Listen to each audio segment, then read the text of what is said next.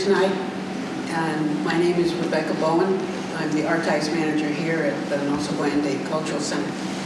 And so I was asked to give a talk, and in my job I come across bits and pieces of information, and I came across an article which piqued my interest. And so over time I've just collected information about that piece, and it turns out it's Squawkie Hill. And so without any further ado, the way I look at history is that it's a puzzle, and I find all these pieces, particularly in my job, and a piece here and a piece there, and I may not know where that piece belongs, or there's nothing else with it, but over time I find we can put this picture together, and the picture can still remain incomplete, but it grows. And this particular illustrator, John Howe, he wrote that history is like a jigsaw puzzle, except every piece is from a different puzzle, and you try to make them all fit. Although you may never have a finished picture, the time you spend, I think you end up understanding at least the pieces. So I want to talk about connection. And I've wondered, and I felt it, I've experienced it, and that's the connection to our past, where we come from, who are we? And those are questions that humans ask themselves. And so I've come across information through the years, through reading and so forth, and this is what I've come to realize, that in regards to worldview, I think we probably all have an idea of what worldview is. Everybody has one. And so this particular worldview, this first one, is a definition by Alfonso Ortiz, who was Tewa Pueblo, and he wrote a number of works, including The Sacred Ways of Knowledge, Source of Life, and he published that in 1977. But he defined worldview provides people with a distinctive set of values, an identity, a feeling of rootedness, of belonging to a time and a place, and a felt sense of continuity, and a tradition which transcends the experience of a single lifetime. A tradition which may be said to transcend even time. And about 20 years later, several decades later, we have Carol Cornelius, who's Oneida, and she wrote a book called Iroquois Corn in a Culture-Based Curriculum, a framework for respectfully teaching about cultures. And she carried that a little bit further. And she said, understanding the importance of that rootedness will further the understanding of why a people defend their homelands. The feeling of rootedness refers to the land base that each indigenous people identifies as their place of origin and continuity. Whether the people are Tewa Pueblo, Onondaga, Lakota, Maya, or another indigenous people, they have a connection, a rootedness with a particular area.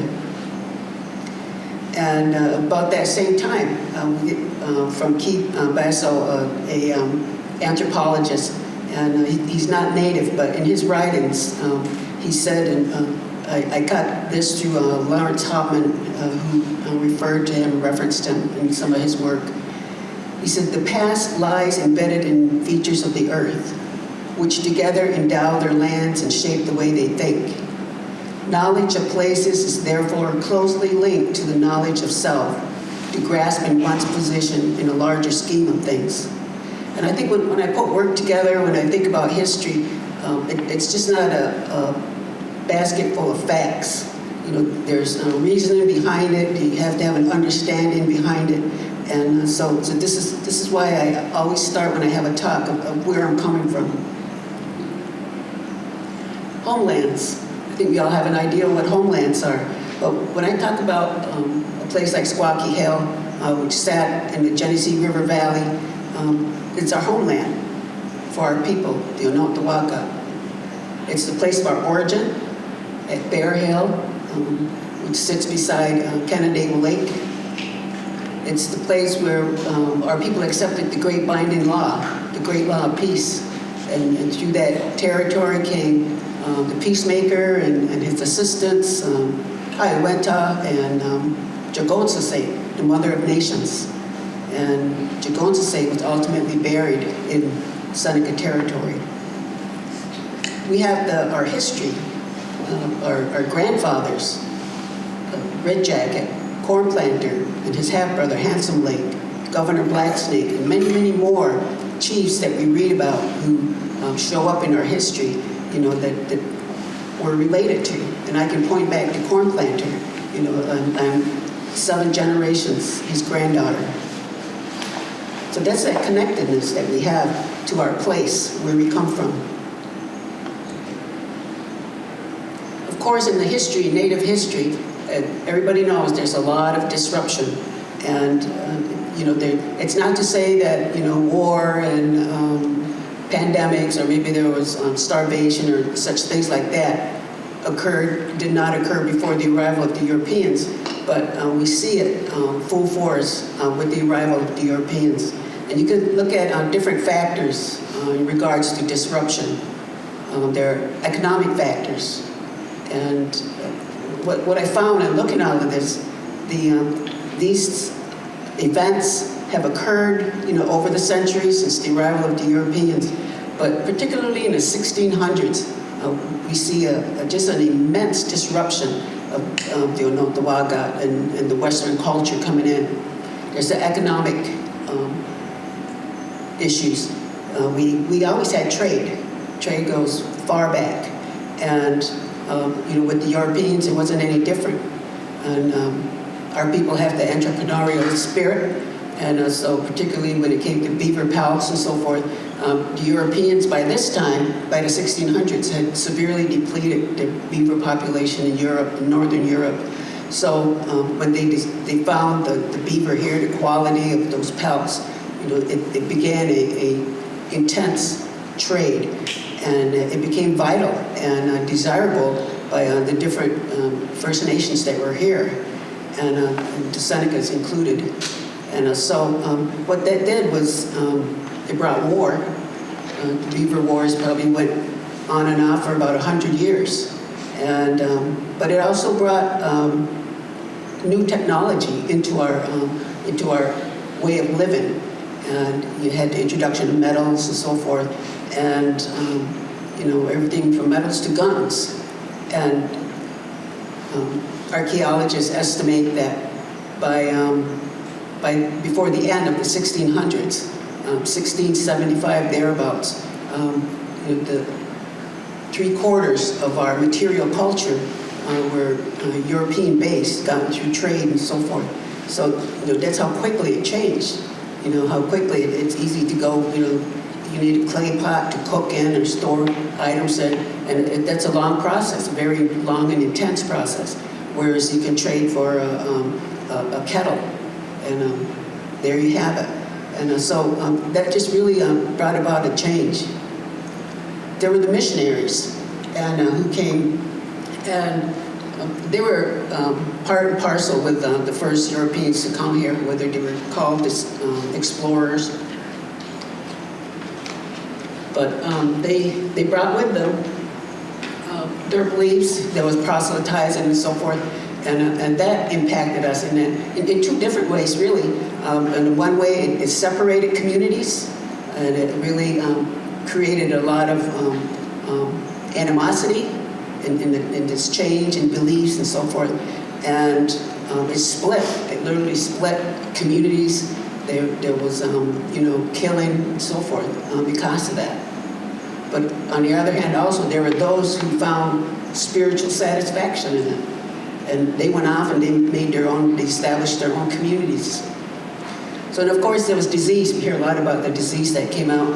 And the disease was really the #1 killer for our people. That they estimate, I've read estimates of 90 million people, they estimate died because of disease with the arrival of the Europeans.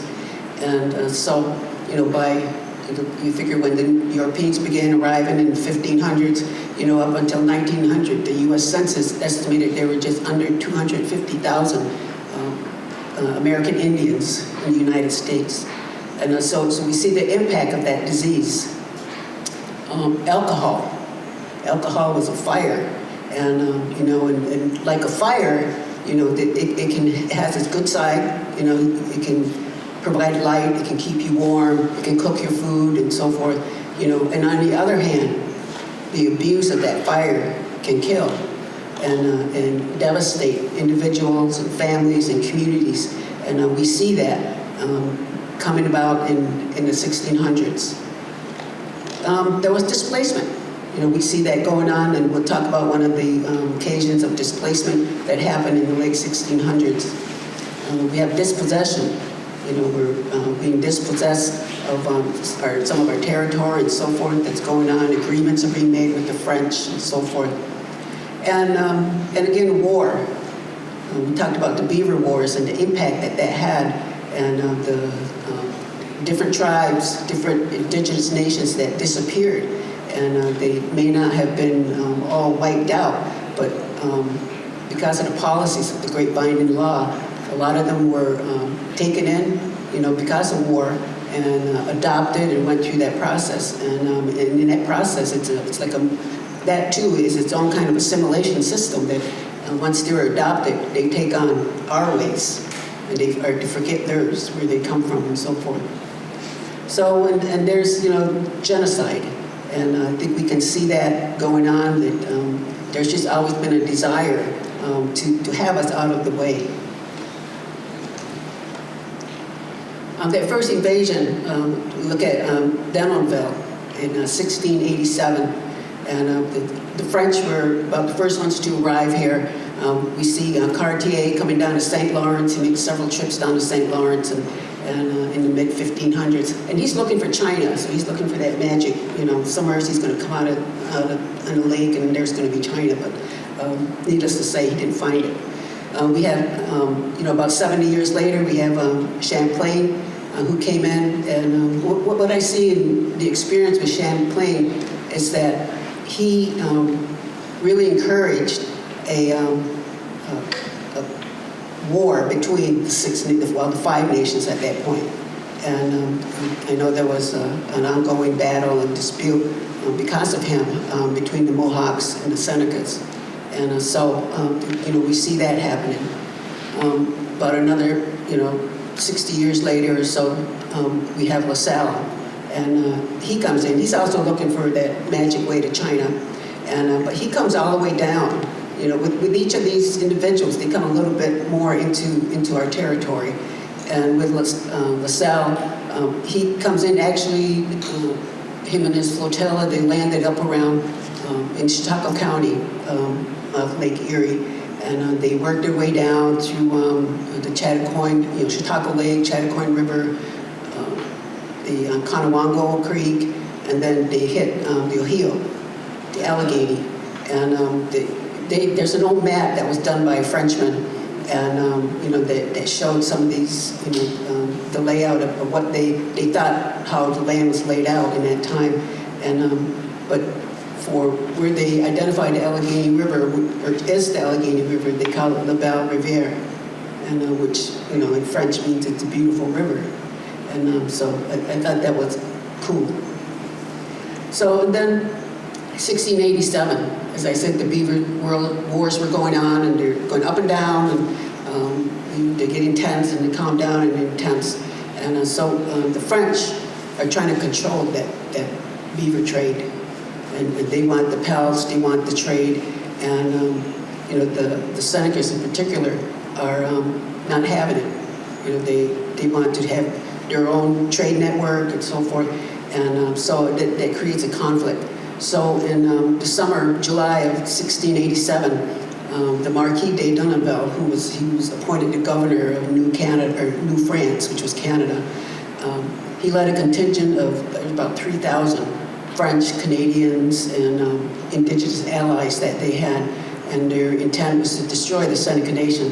So they came down, and they came to what's known as the Onöhsagwë Bay, which is today the Rochester area, and they came on up the Genesee, and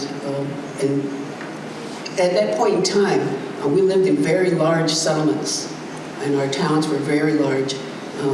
Onöhsagwë, that, you know, you had several hundred longhouses, you had several thousand people living there, and so there was also Todiactin, and they were both large. And our territory was basically, in the west from the Genesee River Valley over toward Seneca Lake and Canandaigua Lake amongst the Finger Lakes. And so with those two large towns there, that's what Denverville went after.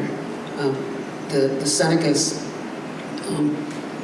took the bold step of destroying Onöhsagwë themselves, and in hopes that Bonaventure and his troops would not get their hands on the corn and all of that, and so they destroyed it and they were dispersed. So that's the result. We have that destruction. We have dislocation. It shifted settlement locations and patterns. And from instead of those large towns like Onöhsagwë and Todiacted, they become smaller, and they kind of shift. And they might be along the Genesee River. And you may have heard of Jamestown, which is the forerunner. It's corrupted, but the language, and but it results in the word Genesee. And but that word, the Seneca word that it comes from, means beautiful valley. And I often think of that when traveling back and forth to Rochester and coming down to 390 and coming over some of those hills. And you can just, it's beautiful, and you can see forever. And I think about our people who were there, who lived there.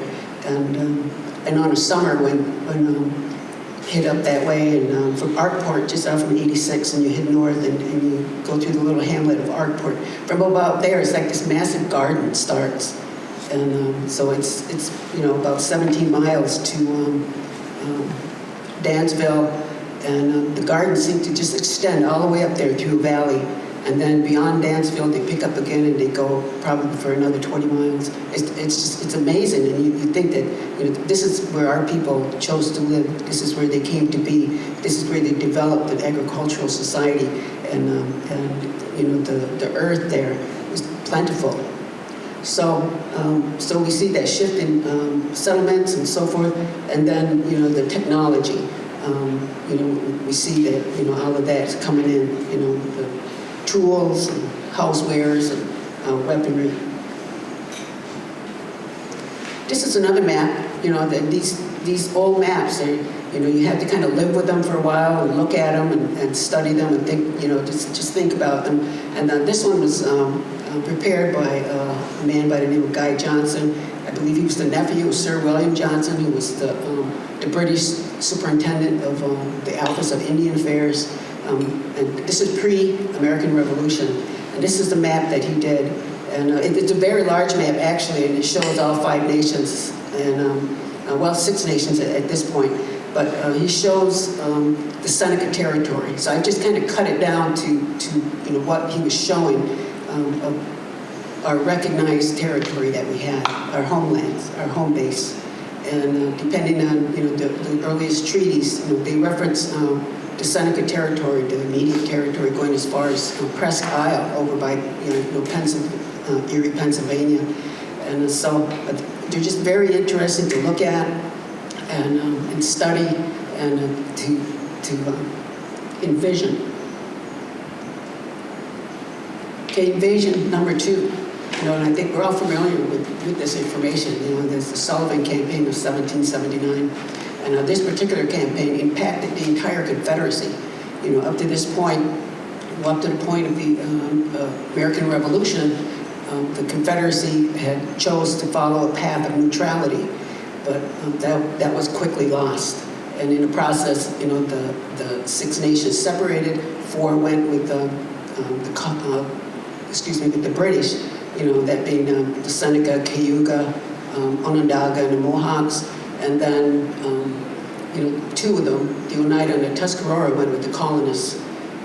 But it actually didn't matter which side you went with, because in the end, everybody lost out. And, so the Oneidas and the Tuscaroras didn't get any special treatment because they sided with the United States, the new United States. But, the Continental Congress, I thought was interesting. They allocated over $900,000, which at that point was 85% of the national budget, to go toward the Sullivan campaign. Today we're talking almost $24 million. In this particular campaign, it's estimated there was a destruction of 40 to 45 towns. It's estimated 160,000 bushels of corn were destroyed. And of course, there was displacement. And Rhiannon Kohler, the map you see there came from her writings, her book that she has, Hostile Nations, Quantifying the Destruction of the Sullivan-Clinton Genocide of 1779. And she do some numbers out there. They go through journals and records and whatever they can find. And they estimate in the conflict itself, there was a loss of about 580 warriors and individuals, so many individuals. And that the main loss, the real loss of people occurred once those initial conflicts were over. That the campaign took effect in the end of summer. And so anything in storage was destroyed, anything standing was destroyed. And so it was just a very hard time for the people. And that winter, they say that of those who, in their memory, had never seen a winter that difficult before. And so it's estimated that from 45 to about 55% of the Onöhsagwë parish at that time. They had to flee their homes. They were working their way to try to get to Fort Niagara, which was a British fort at that point. And they had no food. They suffered from exposure. They suffered from disease, and just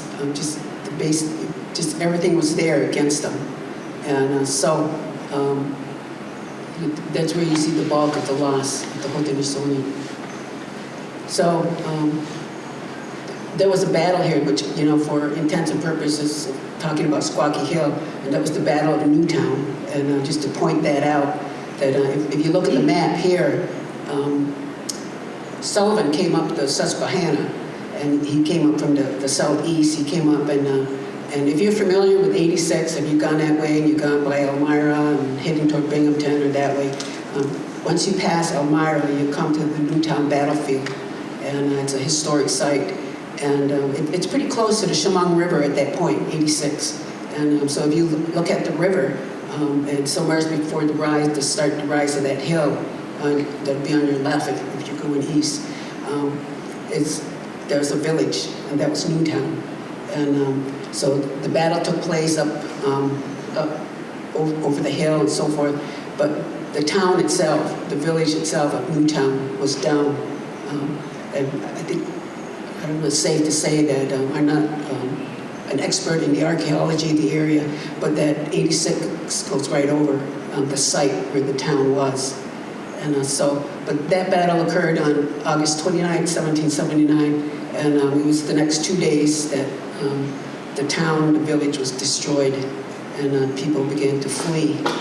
And another interesting fact I thought was that when Onöhsagwë came in 1687, after they went through and did their work, they worked their way over across to the point of Lake Ontario and the Niagara River, and they built a fort. And they called it Fort Onöhsagwë, and and it became Fort Niagara. So I thought that was there's so many coincidences in history. I thought this letter was interesting in regards to the Sullivan campaign, and it was from George Washington, and it was to General John Sullivan. And this was in May of 1779, and of course he wanted to get this campaign underway, during the summer months and into the harvest time. And so Washington writes to Sullivan, "The expedition you are appointed to command is to be directed against the hostile tribes of the 6 nations of Indians, with their associates and adherents. The immediate objects are the total destruction and devastation of their settlements and the capture of as many prisoners of every age and sex as possible. It will be essential to ruin their crops now in the ground and prevent their planting more. Whence parties should be detached to lay waste all the settlements around with instructions to do it in the most effectual manner, that the country may not be merely overrun, but destroyed. But you will not by any means listen to any overture of peace before the total ruin of their settlements is effected. When we have effectually chastised them, we may then listen to peace and endeavor to draw further advantages from their fears. George Washington. So this brings in something, this was a word that wasn't in the vocabulary in 1779. This word was put together and came about in 1948 at the conclusion of World War II. And I think we're all aware of what happened there with the Holocaust, the death of 6 million Jews occurred. And this word came about. And it's defined and separated into two kind of elements here. We have a mental element. It's an intent to destroy in whole or in part a national, ethnical, racial, or religious group as such. And there's a physical element. It's the killing of the members of the group, causing serious bodily or mental harm to members of the group, deliberately inflicting on the group conditions of life calculated to bring about its physical destruction in whole or in part, imposing measures intended to prevent births within the group, forcibly transferring children of the group to another group. So I think when you read a letter like what George Washington wrote and you see what happened and you look into the events of what happened, you can see that genocide occurring. So don't let anybody tell you it wasn't. Okay, invasion number 3. The American Revolution came and went, and there was the establishment of the United States of America, and we enter a treaty era. And there were a series of treaties, but the one I'm particularly interested in for this presentation is the Treaty of Big Tree, and that was September 15th, 1797. And this is a map which was drawn at the conclusion of that treaty. And as you can see, it shows the entire land base of what previous to 1794 was considered Seneca territory. And again, it would actually extend over to Presque Isle in Pennsylvania. And after the treaty, we see the size of our land base. So we're getting into an era of land speculation, land speculators. And there were many of them.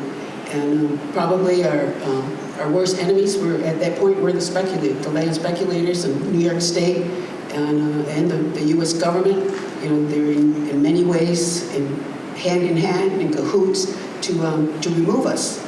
And they had great visions for this land, and we were in the way. So a treaty like Big Tree really opened up. And so this is when we really see the full-fledged impact of white settlement in our area. There were some previous to that, and it was actually during the American Revolution that a lot of these soldiers saw the land and the beauty of the land and just all it had to offer. And so once the revolution was concluded, they wanted that settlement, and they were just itching to get in. And so one of the prominent land speculators our people had to deal with was Robert Morris. And he was known as the financier of the American Revolution. He was a wealthy man, and at one point the new America, the United States, had little money to really carry on a revolution, and so he funded that. And so needless to say, George Washington owed him a lot. And so it was Robert Morris and his son Thomas Morris. And when you talk about the puzzle pieces, each one of these is a piece. And it can go off, and it grows legs and tangents and so forth. And but when we look at this treaty quickly, and like many treaties, fraud was involved, bribery of chiefs, of mothers, alcohol, all of that was encumbered. Robert Morris had the nerve to say that it was standard practice to bribe the Seneca chiefs. And it was a very difficult time. And so we see what happens here, with the annuities. Chiefs got, a little handful of money, several $100s up front, and then they were promised an annuity. And these annuities, it was almost like a scam, that they really didn't realize anything from those annuities. but they did come to depend on them. And so, we see that going on, and then it just gets out of hand. It's beginning to create a lot of division within the communities. We understand that traditionally the chiefs have, responsibilities to take care of the people. And if anybody's going to eat first, it's going to be the people. And the chiefs, they're responsible for that, to make sure that that takes place. But all of a sudden, it's no longer doing that. It's flipping. Now the chiefs are getting the money, and the people are saying, well, they're not sharing it, and they're not helping us, or anything. And so that conflict internally is starting to brew.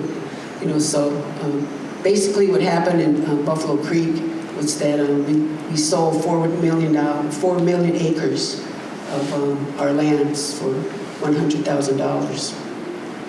11 reservations that you see here in the map were created and laid out, and they amounted to about 216,000 acres. And so you can see the series of reservations down along the Genesee, the Onöhsagwë, Big Tree, Little Beardstown, Squawkie Hill, Gardeau, and Kinzua. So the results of this, as I see it, is it's the onset of really a high level of dispossession, displacement, and it's something that is not spoken of very often, but the demoralization of our people.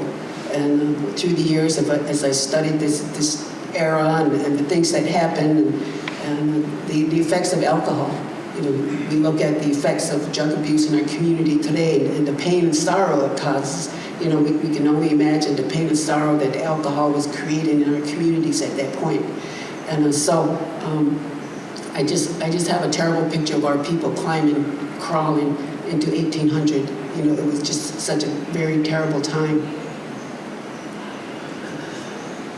So Squawkie Hill, that was created, as I said, in Buffalo Creek. And what it says about Squawkie Hill is it says, one other tract of 2 square miles at Squawkie Hill to be laid off as follows, to wit, 1 square mile to be laid off along the river in such manner as to include the village, the other directly west thereof, and contiguous thereto. So these villages, these towns, occupation and all of that had been going on for thousands of years. So now they just created it and people moved there or anything like that. There's always been occupation. And so, we see this map here. It was drawn by Augustus Porter, and he drew a series of maps of the reservations which are specified in the Buffalo Creek Treaty. And so, you can see that along the river, that's, works out to be about, 1 square mile, and then over here, contiguous. On the west side, it's another square mile. So Squawkie Hill, what about it? Okay, around 1712 to 1730, we have the arrival of the Fox people, the Meskwaki. They're refugees. They're adopted, and so we find shortly thereafter there are Fox settlements throughout Onöhsagwë territory, on the Allegany, around Tionesta, Pennsylvania. There are Meskwakis up along the Upper Genesee, and along the Susquehanna and the Chemung. And you recall Chemung, is where Newtown was located. And so there are a lot of Meskwaki here. And I didn't go deep into Meskwaki history, but I just thought it was interesting. I thought maybe I could capture something, about that movement of Meskwaki over here in their history, but they don't seem to talk about it. So keep looking and see if something can be found to that effect. But so in 1779, in the Sullivan Campaign, there are numerous Meskwaki living in Newtown. So what became of Squawkie Hill? Okay, in 1802, don't ever forget that New York State has, attempted continuously to destroy us as a people, as a nation. Whether it's taking our land or, trying to overcome our sovereignty or whatever it is, and it continues to this day. But in 1802, through the land speculators, in agreement on that day, they ceded a majority of the territory that had been set up in 1897 along Lake Erie, which would have been around the Cattaraugus area. And one of the reservations that was created in the treaty, the Canada Way Reservation, which was a little further south, the Dunkirk, Fredonia area, and so forth. And those were ceded. About 24 years later, there was an agreement in 1826, and in that they ceded the remaining lands in the Genesee River Valley, and that included Big Tree, Onöhsagwë, Squawkie Hill, Bowen, and Mary Jemison was there, Gardeau, and she had a huge tract of land, and New York State, and they declared her a citizen, and because they did that, they felt they had a right to, they could buy her land, and so that really reduced the size of Gardeau. So by the time of this 1826 agreement, there was like just a couple of square miles remaining there. So those were lost. Buffalo Creek, Tonawanda, and Cattaraugus were reduced in size. So there was a total dispossession of almost 87,000 acres of land through that agreement. And the Treaty of June 30th, 1802, I agree, I'm not a lawyer or anything like that, but that it is a treaty because it was approved, a 2/3 majority in the U.S. Senate, and it was declared by the U.S. President and so forth. But the agreement, some people call it a treaty, I call it the agreement from 1826, was not. It was never ratified by Congress, by the Senate, which requires that 2/3 approval.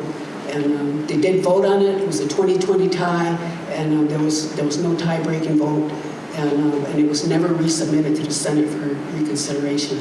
So, but apparently it stands because that land is still lost today.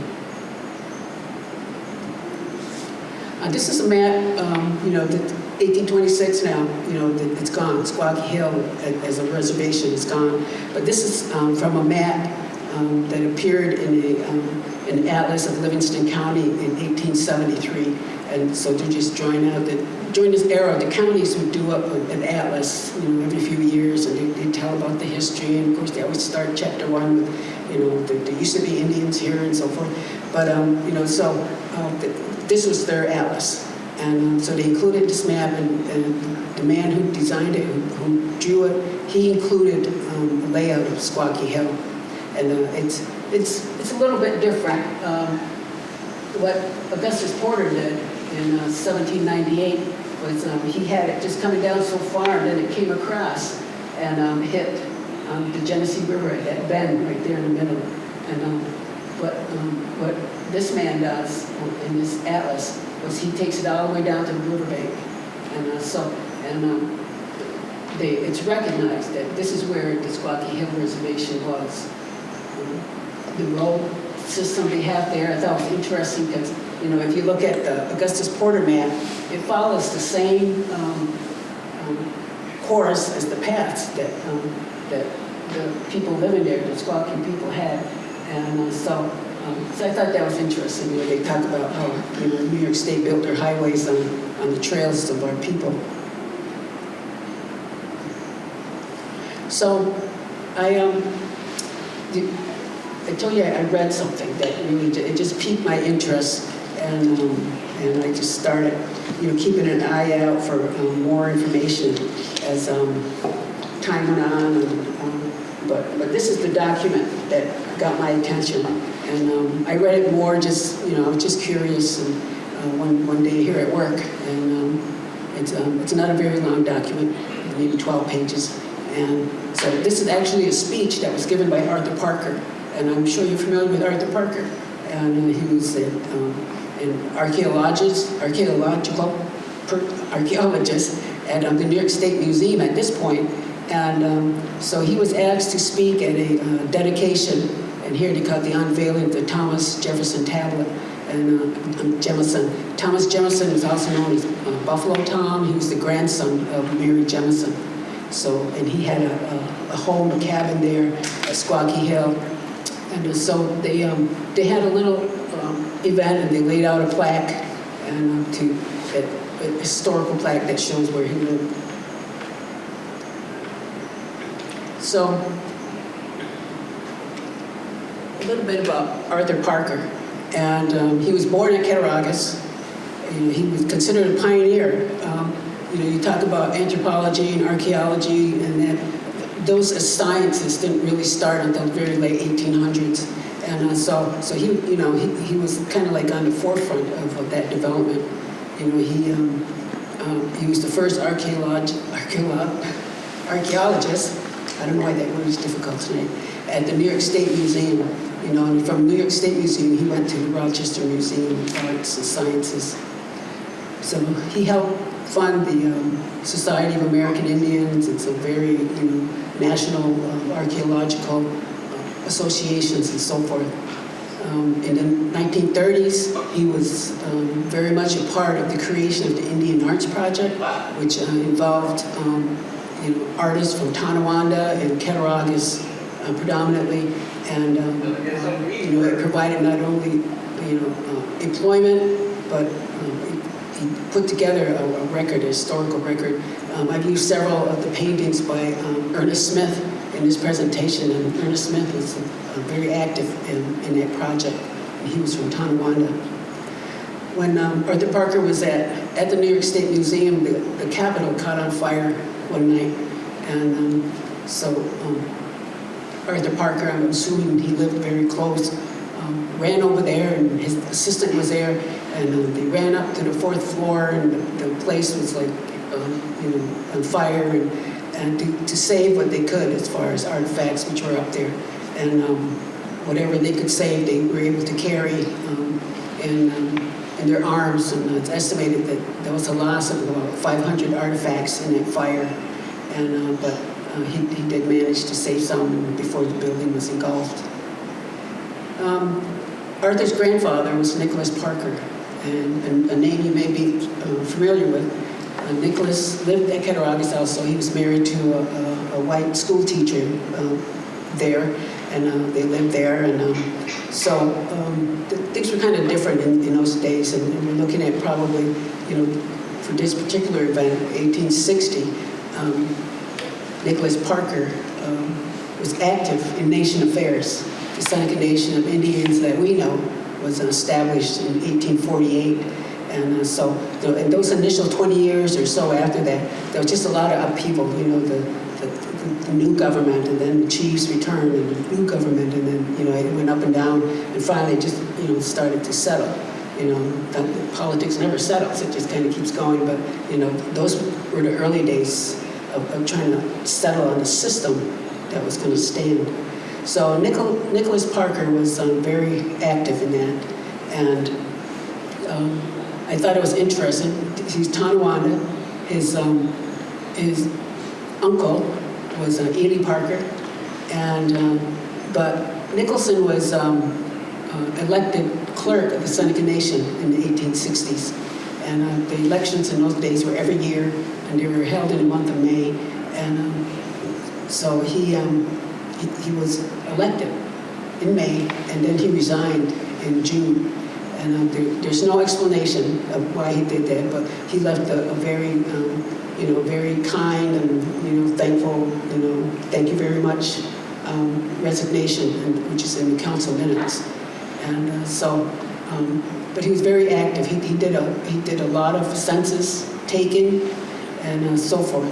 And so he was Arthur Parker's grandfather.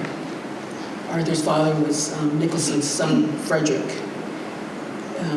In this picture here at the bottom, I think it's really a cool picture because we have former presidents of the Seneca Nation, Thomas Kennedy, William Nephew, Chester Lay, and John Jacket, and they were all former presidents. And We have here William Jones. He also held some, he was counselor, and I think he may have been treasurer at one point.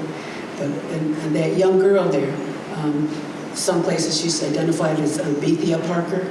Other places said she's Bertha Parker, but she's the daughter of Arthur Parker. So, we go into the speech that Arthur Parker gave that day, and he gives this account, and I wanted to share this account with you, and so if you don't mind if I read it. And it just sits in the middle of the article, and so this is the story of Mary Kennedy. Mary Kennedy was born, what she says in this article, in this interview, that she was born in 1825. And what I understand, she died in 1905. Tried to follow her through the census and so forth. It made it really difficult. And sometimes people just disappear, nobody says anything about them. So we had to sometimes surmise what's happened.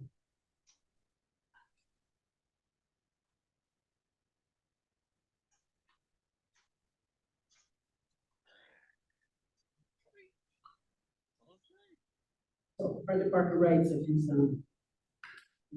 the story of Mary Kennedy. I was born at Squawkie Hill, the old woman said, and I know just where my father's house stood. In 1887, I visited Mount Morris and walked across the bridge over the river and hunted out the spot where I was born. I found it at the foot of the hill near the driveway that leads up, and a telegraph pole stood there. When we went away, there had been no bridge but a ford. Unlike the other Squawkiha, my father, who was named Standing Cornstalk, had his house at the foot of the hill because the land there was richer. He had a large field of wheat a little way north. One morning, my father shot a deer that was eating ripening grain. After he shot it, he touched it, and so all the neighbors came down from the hill and cut the deer to pieces, and left us only to skin. At this place, my father took the name John Kennedy, for he had to have a white name because there were so many whites to deal with him. I had a brother, and his name is in the Squawkiga language. How did we come to Squawkie Hill? Ah, me, it is a sad, sad tale. My mother wept when she told it to me. Once the Seneca had many towns, and some captive Indians were in town by themselves. Our people had a town on the river where Elmira now is, and it was called Newtown. There was a great war, and our warriors went out to fight with the white friends against the colonists who rebelled against the government. The settlers defeated the king's soldiers, and the soldiers of destroyed towns, George Washington's army, came to fight all the Seneca and Kinzua towns. That would be the Sullivan campaign. We came to Newtown, and when we knew they were coming out, our people fled in confusion. One child was strapped on the back of a pony, and the pony was whipped until it ran in fright with the fugitives. All tried to get to the Genesee country. Before the panic-stricken people had gone far, the rope slipped around, and the child on the horse slid under the horse's belly. He was still fastened, and in jumping over some falling logs, the child's back was injured. The child and her people reached Squawkie Hill. Now her name was Saltmaker. And though her back was never straight, she married John Kennedy, Standing Cornstalk, and she was my mother. So we all know that we are Squawkiha. Long before Major Sullivan's soldiers burned up our fields and cast our crops in a river, the old captive wandered in a discouraged way through the woods. His tribe had been scattered and some members adopted by the Seneca. So he was broken in spirit and wandered on in an aimless way.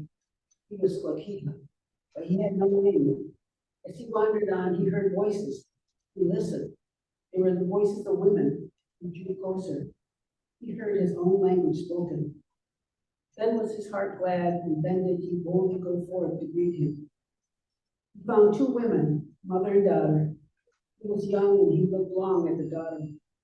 They told him how they had wandered, seeking food and shelter in the wilds, and they had nowhere to go.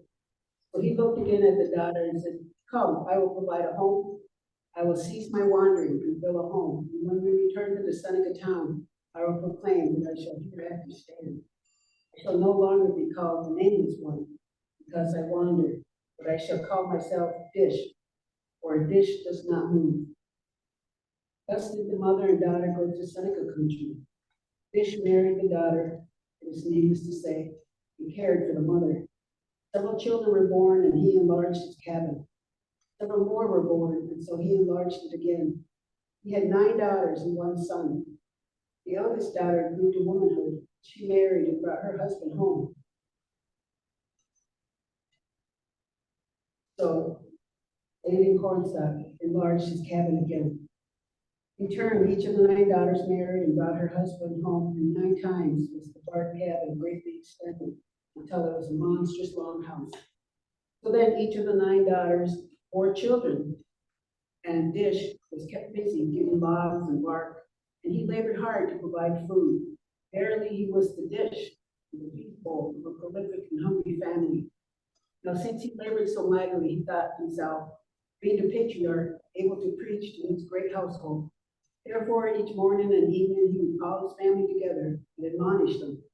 One daughter did not like his preaching, exhorting her to industry.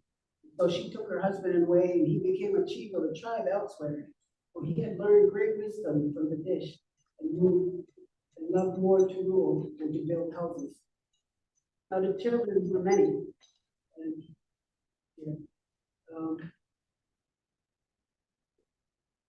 now the son's name was Negos, and the white people thought it was Nicholas, and called him so, much to my mother's disgust, talking about the children. All the others were Kiha, forgot their ancestry, but the descendants of the 9 daughters. And we know who we are. Somehow we are proud to be Wakiha. A time of trouble came. We were told we must move, and one morning we went away. The fires still burned in our fireplaces. We went to Buffalo Creek Reservation, and in a few years we were pushed on to Cattaraugus. Then they tried to move us to Kansas, but we did not go. So I am here. I was born at Squawkie Hill, at the foot of the hill. The following month, which is October 21, 1825. And I am the last full-blood Squawkiha, and I even remember some of the tongue. So I have finished the story. With that account, that just really captured my attention to Squawkie Hill a little bit more. And in the description of this interview, Arthur Parker says, last Monday, I visited the house of an ancient Squawkie Hill Indian woman of pure lineage. And so full of interest is the story she told, that instead of reciting the facts that I know them from written history and unwritten tradition, I will endeavor to tell her story to you in English. She told it to me in Seneca. So that's the story of Mary Kennedy. And so from that point, I followed her and tried to figure out, one of the earliest census that I'm aware of is the 1839 Buffalo Creek Reservation Census. That was taken in 39 and 40. And it utilizes the orthography that was developed by Reverend Asher Bright, very fluent in Seneca language, and he developed a system of writing out the language. And, so when you look through the book, the listings are generally by clan, and it's not sure, but Nicholas Parker may have been who took the census. The book is actually, 4 inches wide and 6 inches high, so it's not a big book. Some census books are quite large. And today it's held by the American Philosophical Society in Philadelphia. But we see here, I found Mary Kennedy. It's right in the middle there, number 396. Mary Kennedy, and has her Seneca name, and she's the daughter. She's the daughter of John Kennedy and Betsy Kennedy. So,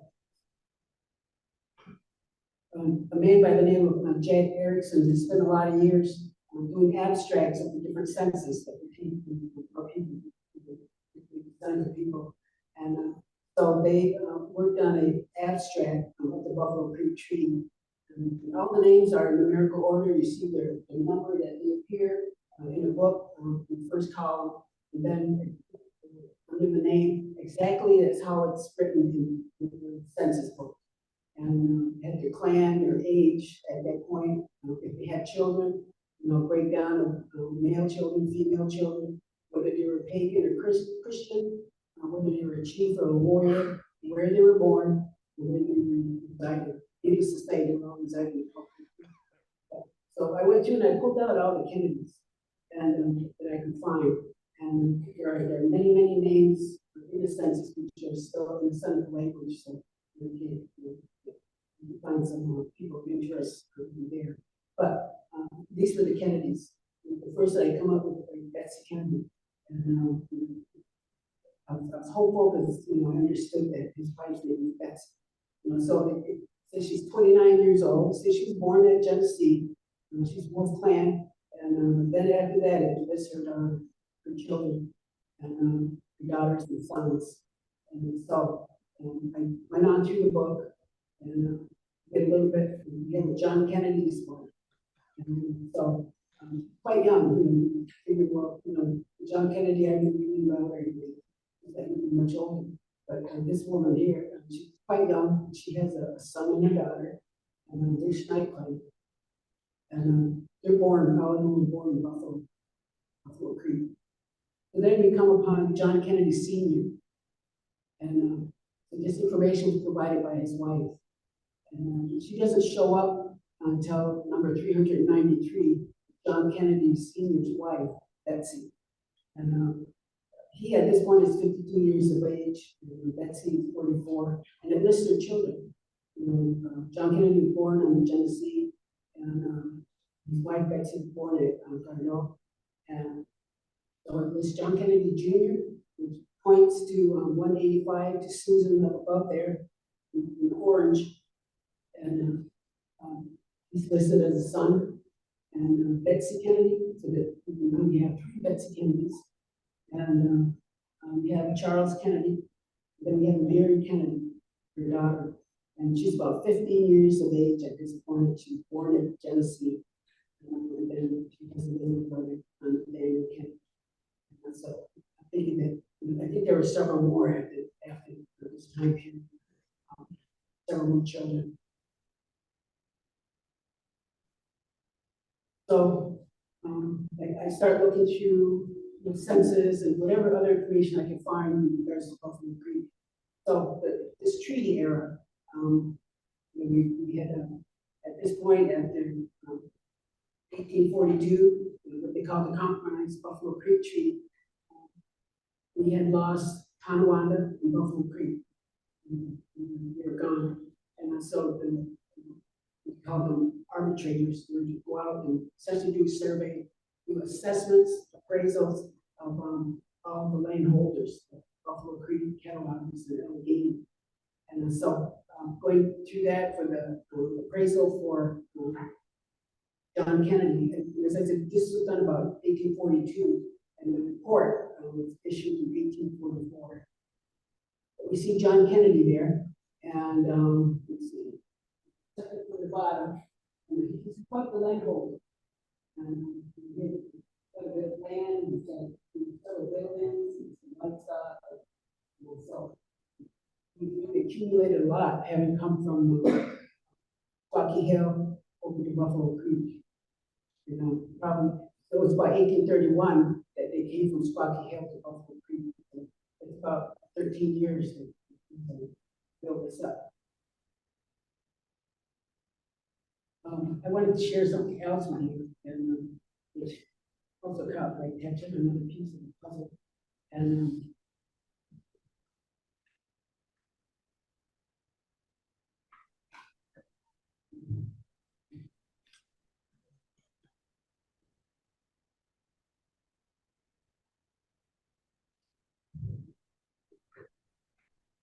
in regards to this appraisal, as you're aware, in the Compromise Treaty of 1842, the Tonawanda Senecas chose to refrain from any involvement in the treaty and refused to recognize the treaty and so forth. The chiefs would sign it, And so they were standing firm on their land. And for this particular appraisal, these surveyors or arbitrators, as they're called, came going from territory to territory to appraise the land and looking at, the acreage and just all of that and making a list of that. So in 1844, an appraisal report was issued called the Appraisal Report of Seneca Reservations and Improvements. It's basically it's this document and this, listings of this for territories. But something happened at Tonawanda. Doesn't really have to do with Squawkie Hill, but it just really, caught my attention. I really just really enjoyed reading that. And I've read, sometimes you get these puzzle pieces, and sometimes you lose the piece and you can't find it. Where did it go? I can't find it. And so that's kind of what happened. And I read, it came from a journal from one of the surveyors who went out to survey, do these appraisals. And so, it's in his own words, and it was quite interesting. But this one appears in his appraisal report. And it states that on the second day of October last, they, the said arbitrators, repaired to the said Tonawanda reservation, accompanied by suitable surveyors for the purpose of exploring and examining the same and the improvements thereof pursuant to the provisions of the said fourth article of the said indenture. That having been informed from credible sources that the portion of the Seneca Nation residing on the said Tonawanda reservation had determined not to permit the arbitrators to go upon the reservation and discharge their duties as such arbitrators. They, the arbitrators, called the council of that portion of the Seneca Nation residing on that reservation, which council assembled at the council house on said reservation, was composed of the chiefs and hitmen and a very large majority and nearly all of the said portion of the Seneca Nation residing on said reservation. And the said arbitrators, fully as it was in their power, explained to the said council the provisions and obligations of the aforesaid indenture and treaty, the rights and duties of the parties thereto, particularly of the Seneca Nation under said treaty and indenture. That the said council, with unanimous voice and action, absolutely and unconditionally refused to permit the said arbitrators to explore or examine the said reservation or any part thereof, or to ascertain its value.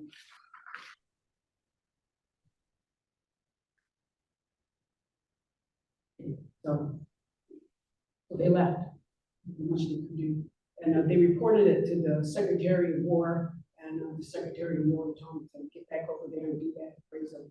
And the report continues that in pursuant of such instructions, the said arbitrators on the 27th day of December last again repaired to the said Tonawanda reservation and again convened a council of that portion of the Seneca Nation residing on that reservation, which council forthwith assembled at the council house on said reservation, was composed of the chiefs, hitmen, and a very large majority, and nearly all that part of the Seneca Nation residing on the said Tonawanda reservation.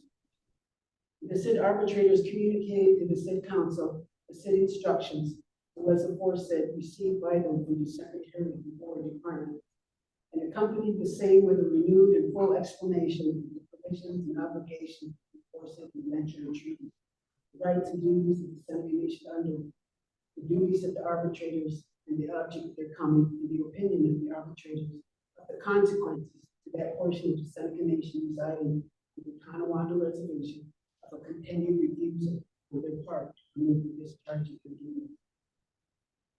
The said council again, with unanimous resolution, absolutely refused to permit the said arbitrators to do any act on the reservation in discharge of their duties in relation thereto.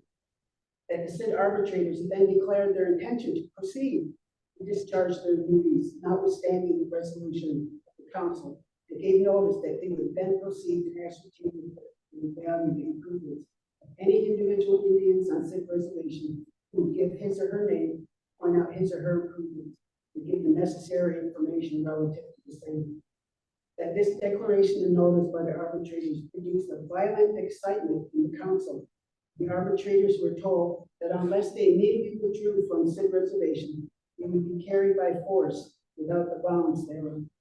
Thereupon, the said arbitrators were taken each by the arm by a chief and accompanied by him and warriors off the said reservation.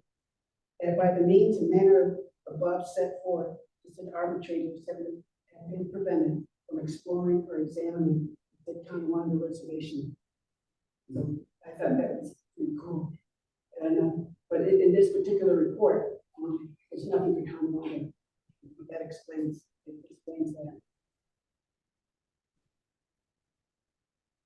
The New York State Museum, it really is a picture of one of the puzzle pieces here, and believe it or not, and but this is where Arthur Parker was, and this presentation he gave in 1911 at Squawkie Hill, he spoke about their efforts there at the museum, and he was one basically who came up with the idea to create these dioramas at the museum. And I recall as a young girl going there and seeing those dioramas. They're no longer on display or anything. But they're murals, and the background, you can see the background there. And unfortunately, I couldn't get a color photo, but the background is painted by an artist called Lake of Betrayal. Actually, the final product is like 55 feet long by 16 feet high. And so they said it was kind of rounded. And then they had a series of wax moldings and different scenes and so forth. And this one is supposed to be Squawkie Hill. And Arthur Parker refers to it in his talk in 1911. And he speaks in very romantic terms when he talks about that day in November that he and the artist went there and went down along the river and how they envisioned what it must have looked like. It was just our people down there, and so this was the final product. But talk about the little puzzle pieces, and Arthur Parker created this in collaboration with Henry Marchand and Caspar Meyer, and I don't know if you're familiar with the name Henry Marchand, and he was a French sculptor. He studied under Rodin, and he came to the United States, worked in Albany, and then he was hired by the Buffalo Science Museum to come over here and do some work for them. And so what he did, he would use indigenous women, Onöhsagwë women, and this policy kind of started in Albany, and he would use them as models. I guess nowadays he would be known as a sexual assaulter for his behavior and how he carried things out. And he used the excuse that it was part of the profession that you have to do. And so as a result of that, he had an affair with a young woman from the Cattaraugus territory named Lila Jamestown, and then but Henry and his wife and two children lived in Buffalo. And in 1930, it was early March 1930, his wife was murdered, and they called it the scandal of the century. And it was like in all the papers, see the scandals of the century that happened today. You can imagine what it was like then. That was taking place in Buffalo, and the trial was pure, outright racism, and how Seneca women were spoken of, and how they should be treated, and so forth. And so it was just a really terrible show. And so ultimately, these two women, Lila Jamestown, she became sick during the trial. They solved it really quick. I think the murder happened, and by that evening they had arrested Lila Jamestown and Nancy Bowen. And Lila, I think she suffered from tuberculosis, and then she became sick during the trial, and so she was hospitalized. So she was acquitted. And Nancy was much older, And her and her husband, she had married a man named Charles Bowen, and he was from Carolinas. And they were like street people, to go to Buffalo and sell, we had. And another name for Charles Bowen was, we called him Sassafras Charlie, and photos of him appeared in Buffalo papers back in that day and so forth. So it was just a really big scandal. And so after the trial, which happened quickly, I think within a month they were selecting the jury, a month after the murder. But so Nancy was found guilty of manslaughter and sentenced to time served. So she left town. So as far as Mr. Marchand's concerned, he married his wife's niece. He was 18 and they moved back to Albany or something. So he just carried on with his business. So on a more positive note, we have the clothing that are worn by these wax models were created by Alice Pierce Shango from the Cattaraugus, and actually she ended up living in Buffalo with her family, and her daughter Maud Shango, her. And I'm sure you're familiar with Maud's daughter, Twyla, her niche. And so that was another puzzle piece. They were very active, and these women were very proud of the contribution they made to the dioramas. So I wanted to close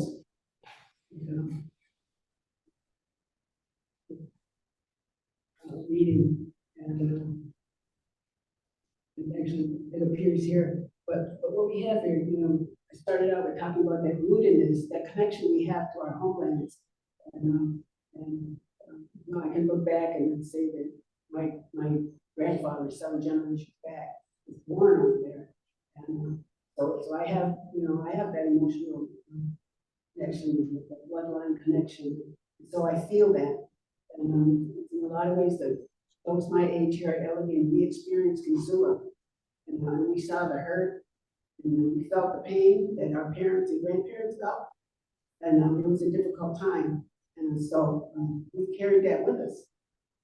I can't go down Route 17, without seeing the houses, without seeing people's faces, all of that is still there for me. And so that's a rootedness for me. This is where I'm from. I was raised in Red House. And so I started with the rootedness. Ortiz talks about the feeling of rootedness. And then Cornelius expands that feeling and he talks about it being our homelands and how we defend it because of that rootedness. And then Basil, he talks about the importance of place.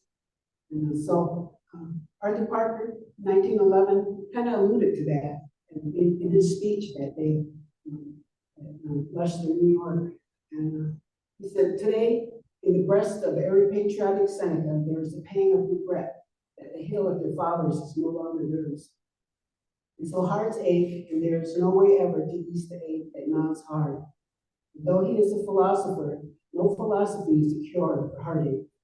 A philosopher, when he loves, loves always, and when he loses what he loves, he loses not the love, but cherishes it, though it may consume him. Today, when his thoughts are directed to Squawkie Hill, he thinks of the name his fathers gave it, spot where the river breaks through the hills. The Seneca thinks of many more things when he thinks of this hill, for it stands in the heart of his old domain, and he looks upon it as his holy land. I'm going to thank you for coming. I don't know, have I take questions? Any questions?